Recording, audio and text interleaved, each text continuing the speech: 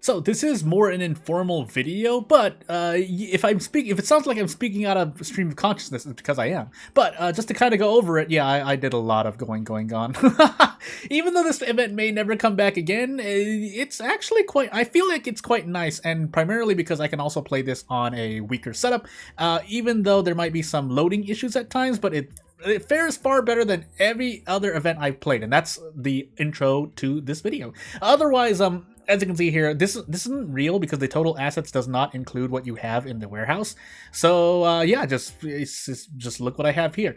So the first thing to note is that if you are coming back immediately, what I can say is, well, just stay in Shell Hall. If you're worried about the event quests, then you'll get them normally if you play normally, and by that I mean you're not going crazy and immediately, bidding 500,000 in Shell Hall, even if you're in round 5 and you have good reason to. There are some high value Shell Hall comparative to Shell Hall's normal funds. And then in Coral Hall is probably where, Shell Hall and Coral Hall are probably where 80% of the player base is anyway. And in Coral Hall, if you bet like 1.2 million off the bat, and go for a 15%, I guess. And I'll explain that later. But if you play normally, you'll get all the quests done. As you can see here, I'm missing 2. That's because I've never actually gone into Pearl Hall, even though, yes, I obviously have the funds to get in. That doesn't mean you want to get in. And if at this point, if you're watching this video, either you're someone who's appeared in late, which is what this video is here to help you with, or you are, just happen to watch a lot of other tips and guides videos on Going Gone, the event, and not really much else to say. Again, it's very low stakes. The only things you need to pick up, you will get by playing normally. And to explain in 15 seconds and less, you play normally, go into Shell Hall, bid 120,000, and just hover around that. Now, you do want to use logic here and there if you want to actually profit, but for the most part, if you do that, most of the time you'll get a lot of these collection quests done. And then obviously, if you can see here, getting red collectibles isn't even required to get anything special.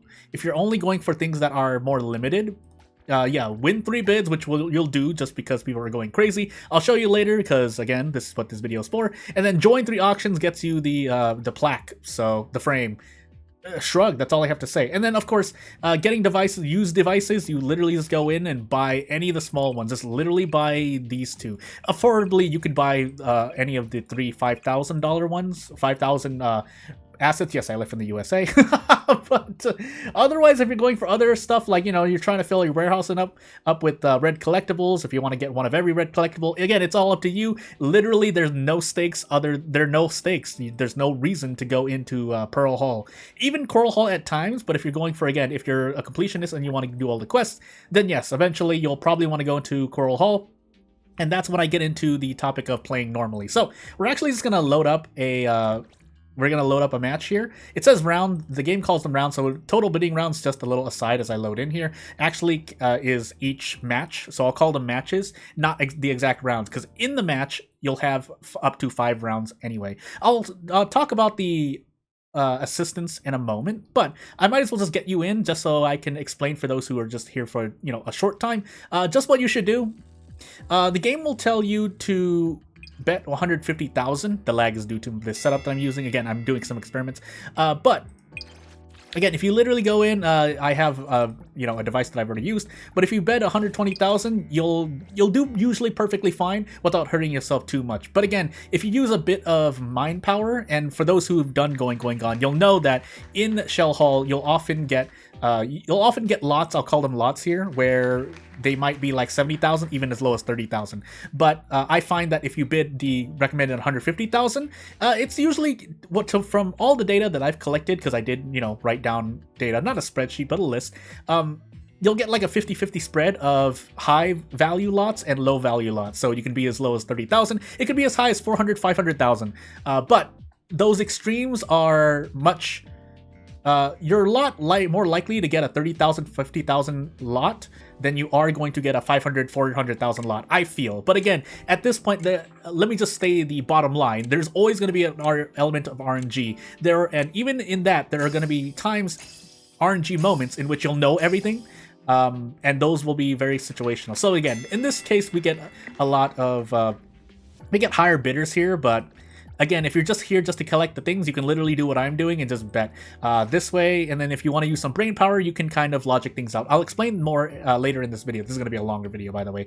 55,000, and there are 15 pre-PGRs. So I'm just gonna guess there's like 10 purple, and then there's gonna be 5 gold. So I'm just gonna say like I'm gonna lower my bid to 100,000. The current estimate here does not account for the information that you get, by the way. Let me repeat that. The current estimate does not account for the information you get through the center of the screen here. So public intel, your device uses, the assistant even. It only looks at the information revealed on the right-hand side. So guaranteed information like these.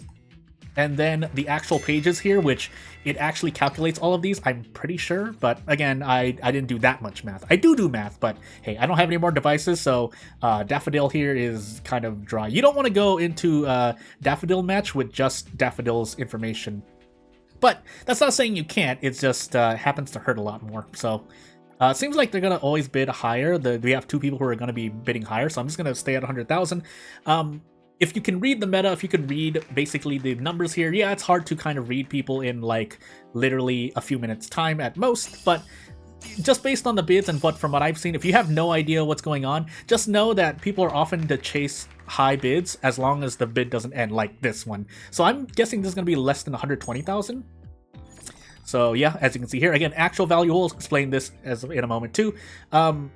If nothing else, for those who are beginning, just save everything that you get, because as I'll show you in a moment, you will be able to get daily, pretty much up to 1 million, but it's 5 payments of 200,000 if you have below a threshold. But to kind of explain the screen and say what's going on for those who don't know going on the event, then yes, the sale price is whoever won the bid, the actual value, which is the actual value, so the current estimate will show that as well, and then the earnings, which you'll get 10% of. That's self-explanatory, the game will tell you that, so I don't need to explain more.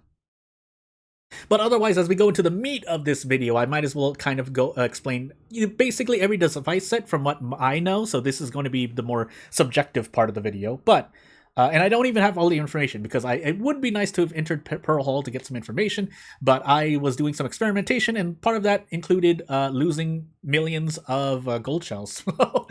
Oh, goodness. Again, this is a weaker setup, so that's why my loading time is taking longer. If you're playing this on mobile, you're most likely going to be loading in like 2 times quicker in half the time, so shrug. But as I get into this here, so as you can see, the gold shells here, you'll start with 3 million if I recall correctly, and to get into what I was talking about earlier, in fact, I should still claim the rest of these, but But if you have below 100,000 gold shells, I don't know if it's 100,000 or below, but you get the point. You'll get 200,000 gold shells after that. So what you can do with that, you can do a few number of things. I think most people would tell you, and I would too, to basically use that to kind of go +1.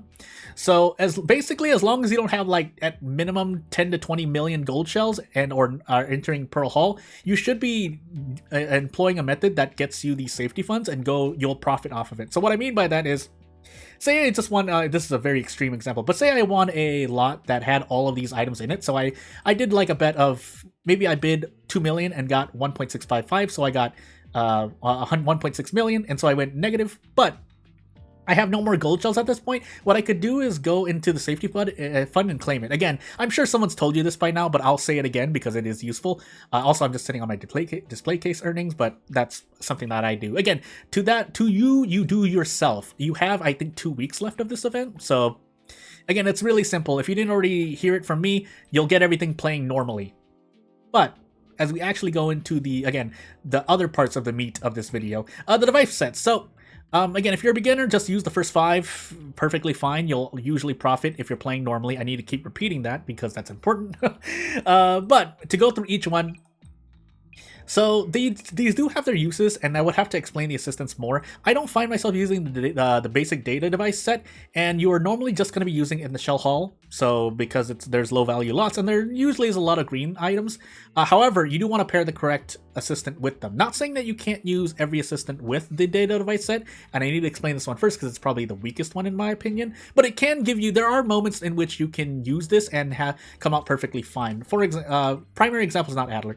You would probably be using Hathor or Daffodil. The reason I mentioned these two is because they have similar skill sets, but maybe I should explain the assistants first. But either way, you get information on a specific rarity, and usually you don't care about anything that's white or green really. But if we're to work on the rarity colors, the whites you usually don't care about because they're negligible in price. So if I were to show you a white rarity one. Again, these range from like 611 to 99. Same thing technically for the greens, but the reason why the greens are as important at times is because if you want to, if you're going against more precise bidders, you do want to kind of know the values of these to get them down to the specific 1 gold shell, just so you can up someone. That normally doesn't happen, but it's happened like 1 out of 50 times, and it has mattered. So anywho, but yeah, otherwise you're normally getting the general purpose one. This is the one that you'll see. It's essentially, this is the skeleton for what later ones you'll see. If I go through the general purpose one, you'll see pretty much the same effects here. In fact, I can just go in between two because the higher rarity ones are essentially more, they reveal a higher number. So rarity, silhouettes, and actually the identity. So when it says reveals a collectible or identifies a collectible, it actually shows you the collectible. So to explain really quickly, if you see, say a red rarity, if it only gives you the rarity, you don't know the shape, and it only shows you red. If it shows you the silhouette, you'll see that it's a 3x2, 2x3, whatever you want to say. You get the exact shape. However, when it says reveal, you will see the exact item. So if I use one of those reveal devices and then I see the 9-byte snack box, I will know exactly its specific value in that lot. I didn't mean to sell that, by the way. Well, I mean, I know I'm going to be going into Coral Hall most of the time anyway, but yeah, and there are a few more device sets to go over. I'm not going to go through every one because, again, the ones that I've showed you, these are the skeleton ones. I'll go through kind of more the categories. However, it will be important to go through the medium value and medium quantity. So the reason why there are differences here, and it's important to note, is because there are assistants that can use the changes in between, because as we noticed, the medium ones only have a change in the device at the end. So these are very specific use cases, but they're pretty self-explanatory. I shouldn't need to explain more. 4-slot items, they could be red, they could be white. If they are, then you using this average value device will allow you to, if you're good at math, you'll be able to determine what exactly is in your lot. That's all I can really say, because otherwise this will be a longer video than I need to be. And then the other ones are, again, self-explanatory. However, there are strategies to use with certain assistants. Medium value device set is the one I'm most familiar with, because what I end up using a lot of the time is an assistant that shows me or has me get a clue onto how many golds and reds there are. Or if the game just gives you the addition, the match tells you the exact number of gold or red. It usually is just gold. I don't think it tells you red, but you get the point. You get to immediately know all the purples because all you care about is the combined value, and then you just have to worry about the golds. And then everything below purple, again, I said is usually negligible. It's only if you want a precise bid. And yeah, that's really all there is to say about that. There's a couple other things, but again, I don't want to go too long. And then the quantity device set, again, if you're playing someone like Daffodil, it will help out a lot more, because when you know the total number of purple, you know that the remainings are either gold or reds. You could use these with other assistants too, but again, we're just keeping it simple for the moment. And then there are the, we'll call them the specific sets, because they're all worth 10,000. Don't get confused, by the way. So the reason why these say, you might be going into Coral Hall, and when you go into halls, they'll tell you the chance ups of certain types. Don't be confused. What these sets are actually notating are the category of the collectible itself. So antique, gem, tech, food, daily goods, anomaly. I have to say them all out because, as you'll see in a moment, they contribute exactly to the types from left to right, top to bottom. So antiques, gems, tech, food, goods, and anomaly. And this is important because I've seen this koi statue like 3 times. Yes, in 500 editions, but you get the point. And I've seen this eternal heart like twice. So it is important to know. I have yet to see the Pendragon model, but this instance is you'll see me often use this if you ever run into me. I'll be using the goods. And there's a reason for that, because if you ever happen to see, so actually I'll explain it here, and this should tell you how these can be useful. It's not going to be, again, it's RNG, but I use the daily goods set. So reveal the rarity of 3 random daily goods collectibles. So if you note here, oop, wrong one, index. If you go into, say, so this is a 5x5, I believe. So how many 5x5s are there? Oh, there are 3 of them. So if you use that set and then it blinks red, guess what happens? This is the only one that actually shows up as a 5x5, 5x5, and it is red. And it'll show you the rarity, so if it's red, there's nothing else. But if all you know is it's a 5x5, oftentimes you'll see the orrery, and if you're really unlucky, you'll see the definitely fish this myself fish. But they belong to different categories. So On the flip side of that, you could also use the tech. If you use the tech one and you reveal 3 random ones and you see a 5 by 5 that's yellow, then you notice the orrery. If you move over and you see if you're using the food one and you do food, you'll see this fish. You can apply this logic to a lot of other types. So another common example is the anomaly. However, in the anomaly case, you'll notice that if you get a 4x4 and you use the anomaly set device, you'll see that see here that it's between these two, and oftentimes it's the whale song, but it could also be the golden koi statue, and that's when you need to either reveal or make a guess based on what you think is in there. So again, that's all I should really need to say. You can apply this logic to all of these device set types. Moving over to the advanced general purpose one, this is what it says on the tin, but if I were to speak on strategies, again, the only differences here are the two down below. Special size device reveals a silhouette of one random collectible that occupies the most slots. Again, it has its use case. It should be self-explanatory, but just to kind of explain for those who may not know. So what if the most slots is 5x5? What if the most slots is one of these? What if the most slots is...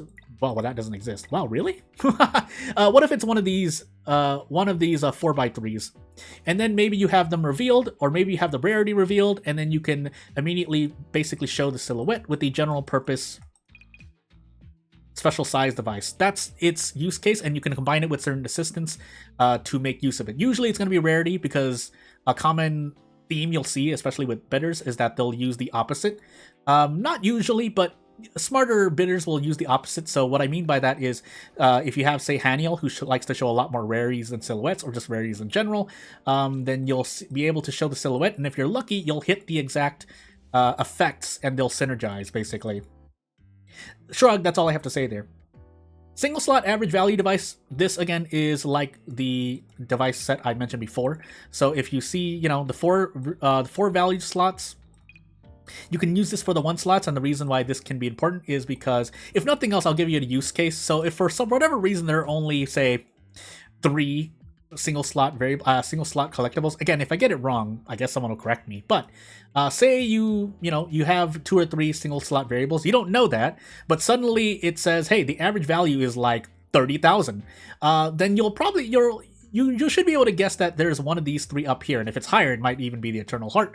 But again, there's a low chance in Coral Hall. Let me repeat that again. In Coral Hall, but it's not impossible. In Coral Hall is where Coral Hall. Oh my goodness, if I can speak, is where you'll see a lot more reds, basically.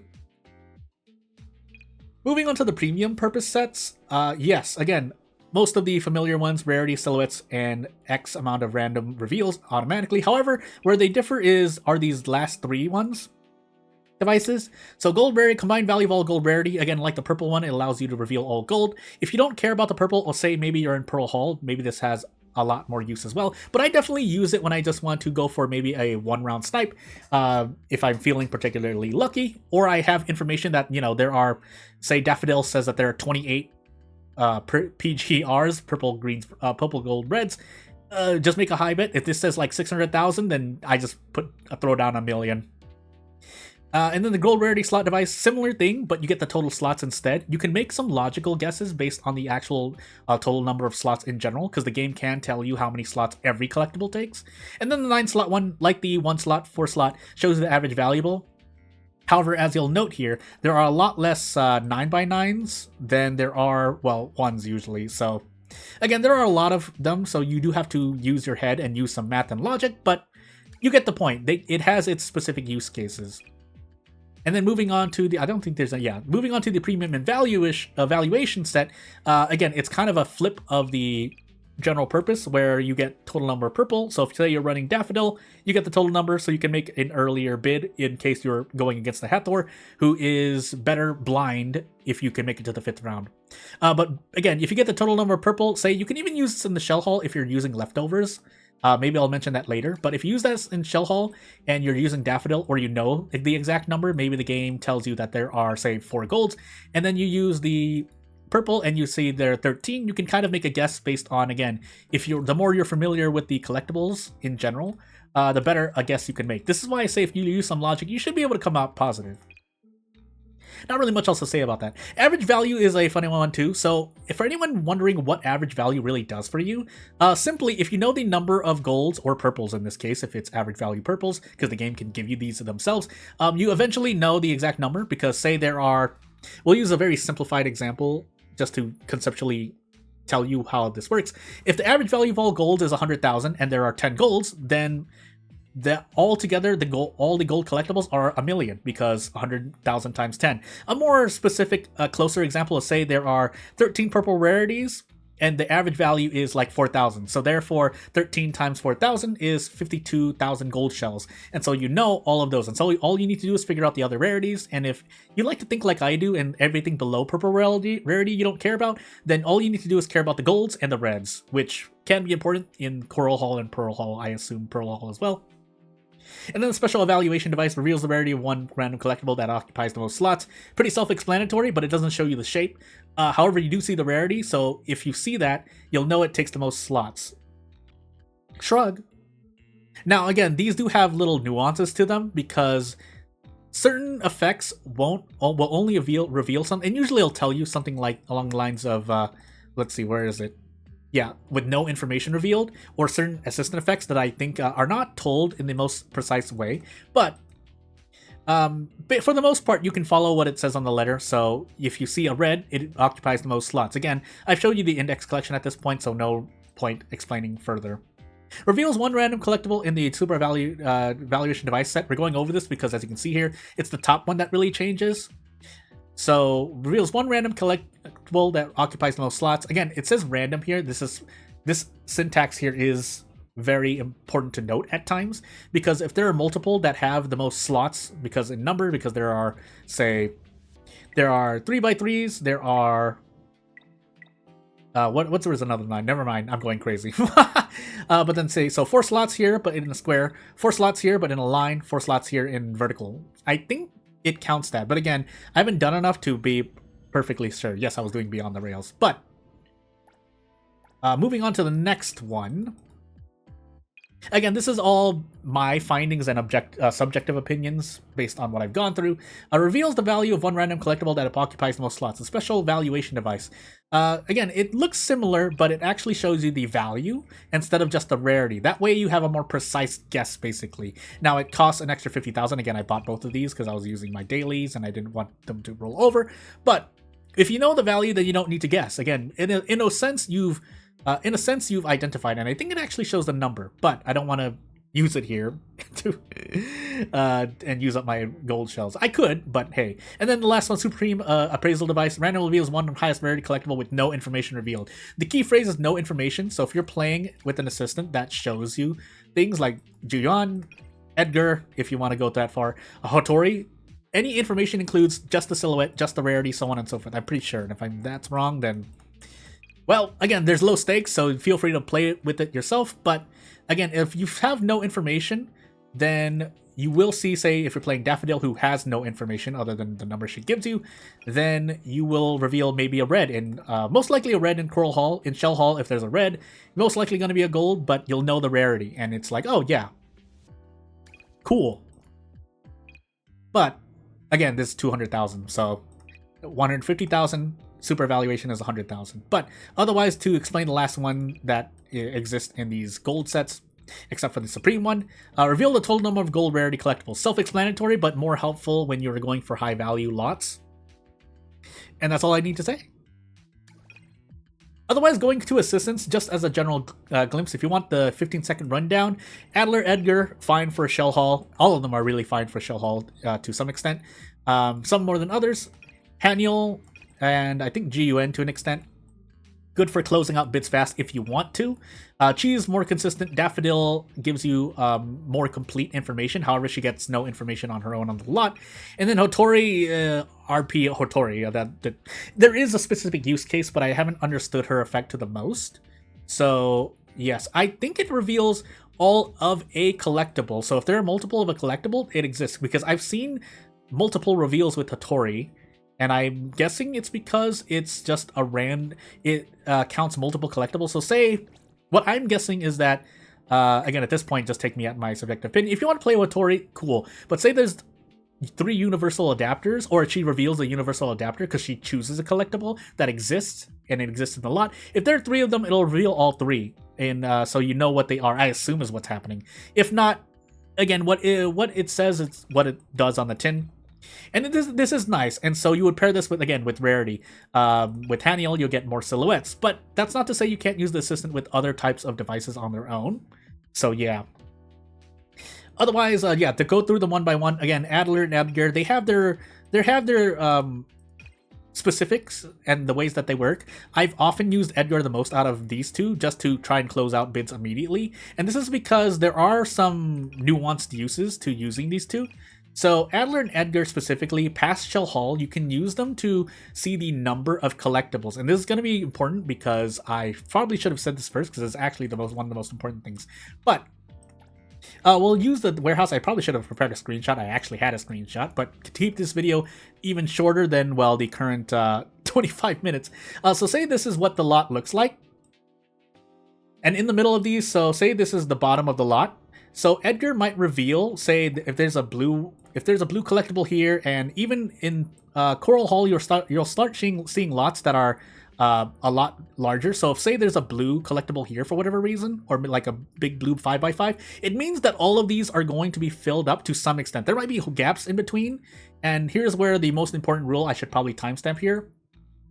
No matter what, let me repeat this again, no matter what, collectibles will be touching vertically in some sense. Now there might be a hole in between like this, but they will be touching at least one slot vertically. So you can use that information. That's why with Edgar and Adler, if you see a collectible appear like down here, there is a chance that it's a much higher value lot. It's not guaranteed because it could just be a big blue and then a big green, but if you have someone like Daffodil who shows you that there's 28 purple, greens, and reds, and suddenly the collectibles go down this far, it means that you could have like a big 5x, so pretend there's a 5x5, and then there's like a gold here. There's a very high chance that that's what it looks like, and then you can use our logic to determine, okay, what might be in this lot. That's why it's important to kind of note characters who can, assistants who can show you even just the silhouettes. And then the rarities, as you can see, as you might know, for those who don't, it shows you a single slot, but it doesn't show you the size. So to explain this, what you might see is, so pretend this is a red square rarity. If this is a red square rarity and appears here, you don't know if it's actually a 1 slot or it could be a 5 slot where, you know, these are the boundaries. And it could be just as big, it could be big enough to encompass all these 3 of these collectibles. Or maybe it shows like, pretend this one red slot that I'm moving is a blue one. Again, you don't know if it's a blue 1 slot or maybe it's a 2 vertical like this collectible. So again, important to note, especially with the lot rule that I just mentioned. I think that's the most important takeaway that is not ever explained anywhere. Anyway, moving on to assistants again. That's Adler, Edgar. Very useful in Shell Hall. Can be used in other halls if you know basically how to use them. With either counting numbers or you just want to see how many white, greens, and purples to kind of get a closer estimate towards rounds 4 and 5.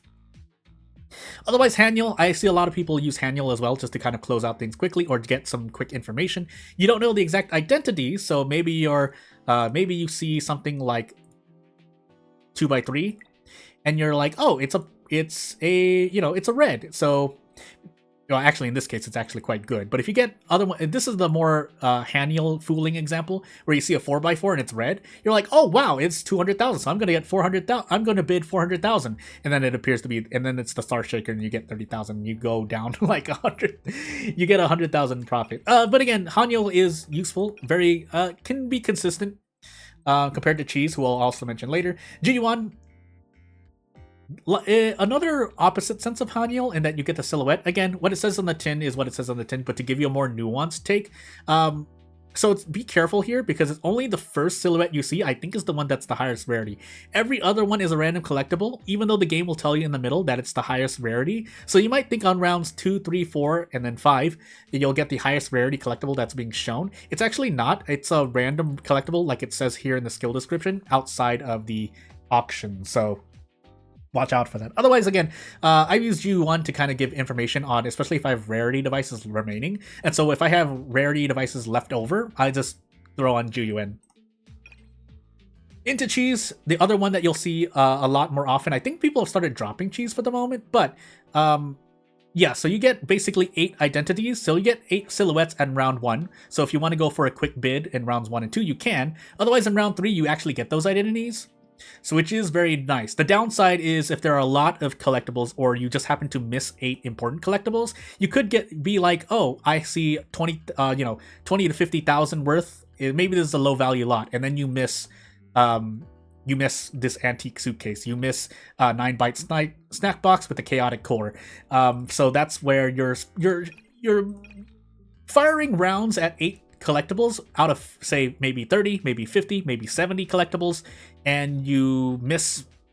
Feels bad. If you hit, feels good. So, but I think she is one of the more consistent ones. Hathor, as you might be able to guess, if you can make it to round 5, you get a lot of information. More than Daffodil. However, Daffodil gets information more immediately. I'll talk about her in a moment. And just knowing the rarity allows you to make plays. So you remember these devices I mentioned where they tell you the combined value of all purple, or they tell you even the average value of all purple or golds? With Hathor, if you make it to round 5 and you use one of those devices, you immediately know the value of all of those because you just use math. So, shrug. Otherwise, oftentimes you'll get rules that the auction gives you that gives you silhouettes anyway, and so once you find out the rarity, you can make a more accurate guess. So basically, you don't want Hathor to reach round 5 just as even more so than having Chiz reach round 3 at times, and I'll speak more about that when I do my practice rounds here for you. Edgar, again, like Adler, you get immediate information compared to Adler. So Adler is a long play where you're trying to reach round 4 and to some extent round 5. But Edgar gets information immediately. So if you want to make a quick play and try to close out the auction in round 1 and 2, you can. Adler is more round 4. I should have gone over that.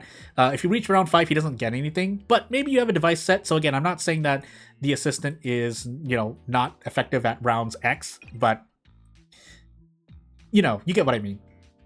Moving on to Daffodil, again, the other side of Hathor. So while Daffodil doesn't have a great round 5 like Hathor does, Daffodil does immediately get information. So if you see, again, as I've mentioned, a common number I see is 28, so that's why I keep saying it. But if you see 28 purple, greens, and reds, and you're in Coral Hall, just assume that lot is going to be definitely above 300,000. So because there are Coral Hall lots that are that I've seen them go as low as 70,000, but you would have to be really unlucky. But the thing about Daffodil, and I've used Daffodil the most, if my info hasn't already told you, is that she gets really no information. So you really don't want to be going in not using any devices or without any devices at all. So you really, 3 out of 4 rounds, you usually want to be using a device that gives you some information, because otherwise all you get is meta information. Now, that being said, on the flip side of that, the fact that you know the number and others don't, aside from the fact that other bidders know your Daffodil, they don't know the exact purple, green, red. So without any other Daffodils, you're the only one who has information at that moment about how many exact ones. This is important because, as I mentioned, with Chiz and Haniel, they could just miss the high value ones, whereas Daffodil says, oh, I know that there are, 20 purple, green, golds, and reds. So this must be a higher value lot as opposed to Chiz and Haniel, who may only see, a few yellows, maybe 1 red, but then they miss that there are more 3 reds. And then the game says, oh, there are, 13 golds. Someone says that there's 5 purples, and there are 21 purple, greens, reds. That means there are 3 reds remaining, as opposed to Chiz and Haniel, who might only know that there's 1 red. Now, again, in the meta sense, a lot of people are bidding high anyway and don't really think about that. But if you're getting down to the round and you're looking for exact profits or just trying to profit in general, it's important to get these information and therefore get a more direct bid. But as I mentioned, Daffodil wants to use advices because otherwise you're going in blind, and that's...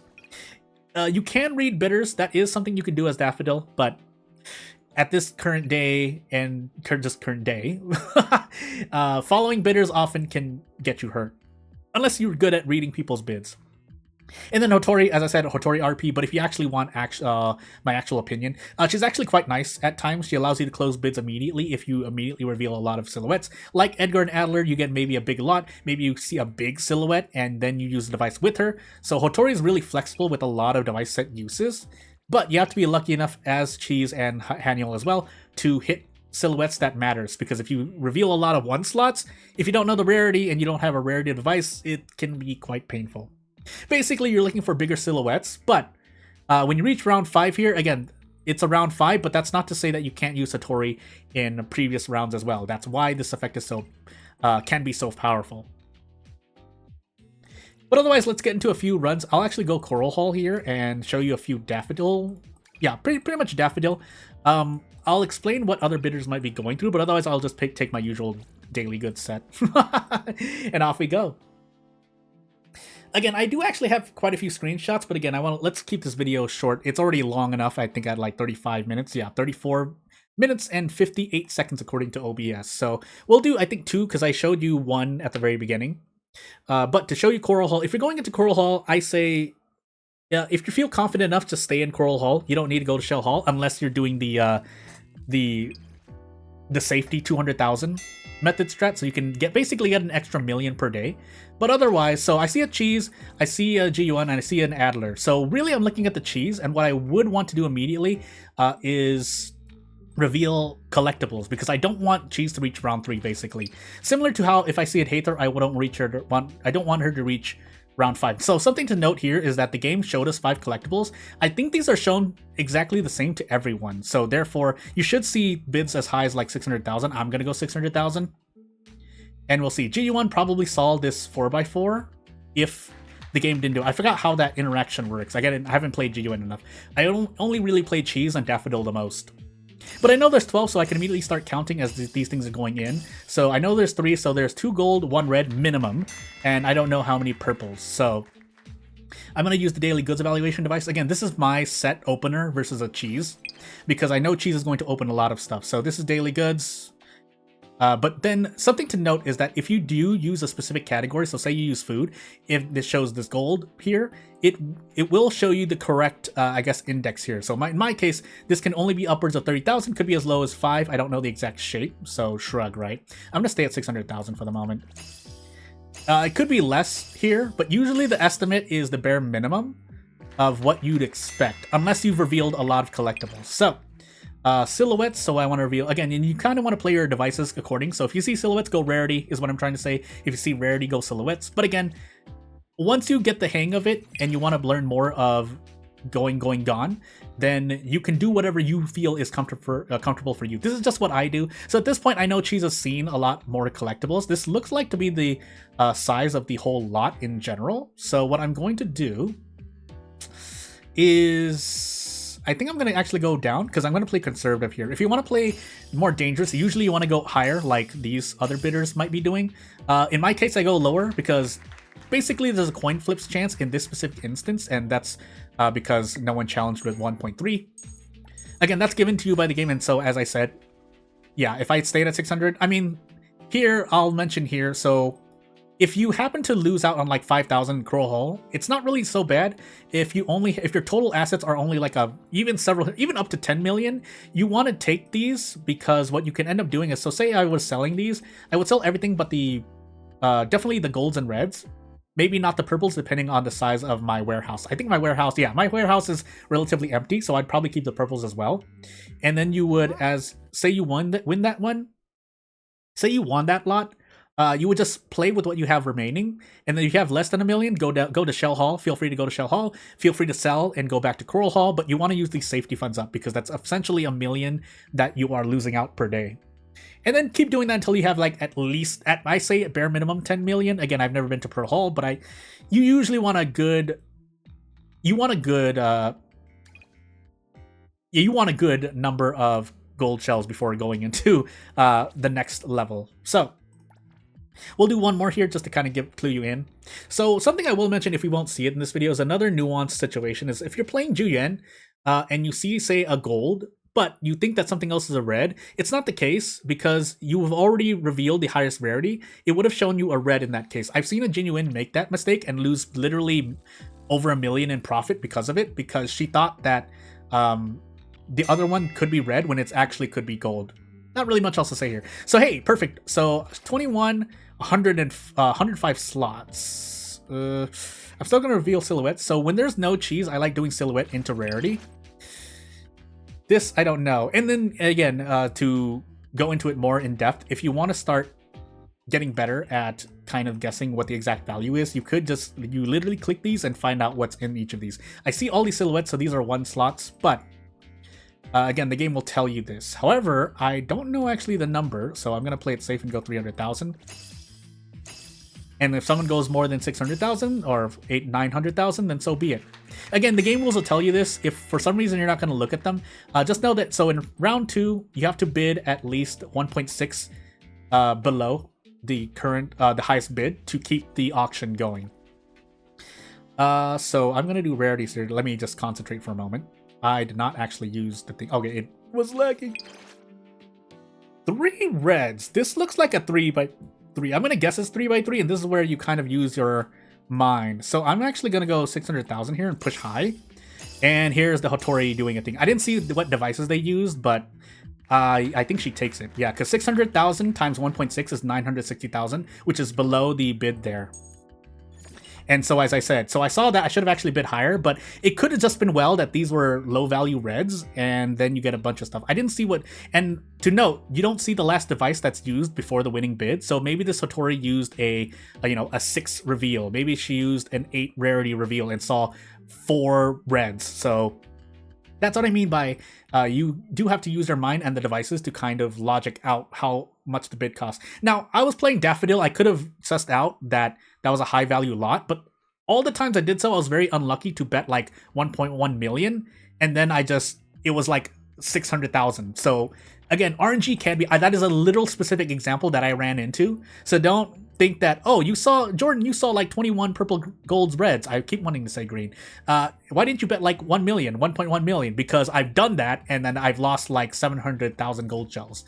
So shrug. But yeah, without further ado, not really much else to say. What you see is what you get. I'll be playing this till the end because, funny enough, this is quite a healthy event. Like, it's not like I run into the same people. But we'll see. So yeah, without further ado, thank you for watching. If you watch all 40 minutes, boy, oh boy, could you sit through things. Otherwise, thank you for watching. I'll see you later. Bye.